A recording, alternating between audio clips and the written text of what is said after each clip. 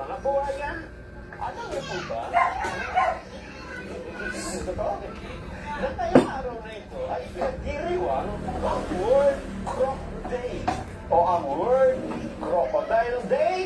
Ano bang ganyan? Oo, June 17 po yan ginugunita. Sa buong mundo yan, ha? At so, World Crocodile Day. Yes! At dahil dyan, ang mga buhaya po ay nag-meeting. Ah, talaga? Ano yung background na? Parang hindi lang interest, ano? Yan ay dahil sa... nananagsyapa yan o talaga mula ng mga kakataon lang? Mga buhaya kasi ay, ang tawag yan ay mga endangered species. Okay, sabihin eh, kukunti na lang sila. Kukunti na lang sila sa ibang bansa.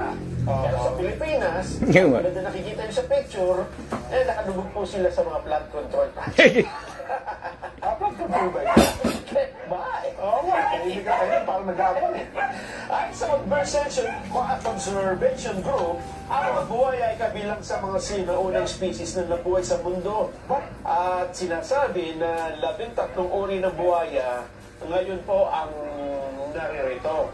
Ayun. Ang Nile crocodile, ang Cuban crocodile, ang saltwater crocodile, at ang flood control crocodile. Ayun ang endangered. Kaya naman dahil hindi dapat mag-ulit nyo.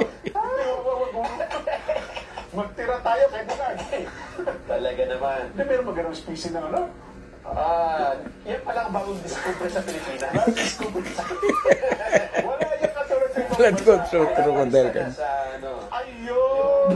Flood water crocodile. Yun, parang dahan-dahan kumikilos, parang may sasaktamin, no? Oo. Ang pinakamarami daw ay yung saltwater crocodile. Ayun, Ang haba daw niya na 7 metro. Aray, lang, 7 meters lang. Ang timbang, abay, ito, 7 meters pala, oo. mga bayan. Haba pala. Itimbang ng mahigit 1,000 kilo. Mabigat. 1 tonelada. Oo. May malaki. Ang dwarf crocodile naman, ang pinakamaliit. Dwarf crocodile. Hindi lalagpas ng 2 meters ang haba. O, halos ano lang. Oo. At itinuturo hindi kakaiba ang mga buhaya dahil sila ay may likas na kakayahan bilang magulang. Ibig sabihin ng bilang parent, hindi sila yung magulang na magulang. Hindi. Ibang buhay yata yung nagbubulang. Protektahan nila ang kanilang mga itlog at kinakay laban sa mga predator. Kaya protected na. Parent para magulang. Kasi no. Kaya ang buhaya ay pinoproteksyonan nila yung mga kapwa nila buhaya. Yan ang katangian nila. Kaya pagka talaga nakita mo, oy, ba't puro protection? Ba't puro protektahan? Kasi pare-pareho sila buhaya. Say, ano, a crocodile in the same feather, Oo. flock together. Kahit wala sila pera. Same skin siguro. Yun. Matibay ang skin yan eh. Samantala, ang flood control crocodile naman, Yan. ay karaniwang kasing taas ng tao. Mukhang tao, minsan nakabarong, minsan nakapagkana. Hindi na yun. At hindi ito natutuwa. Ayun ang magulang.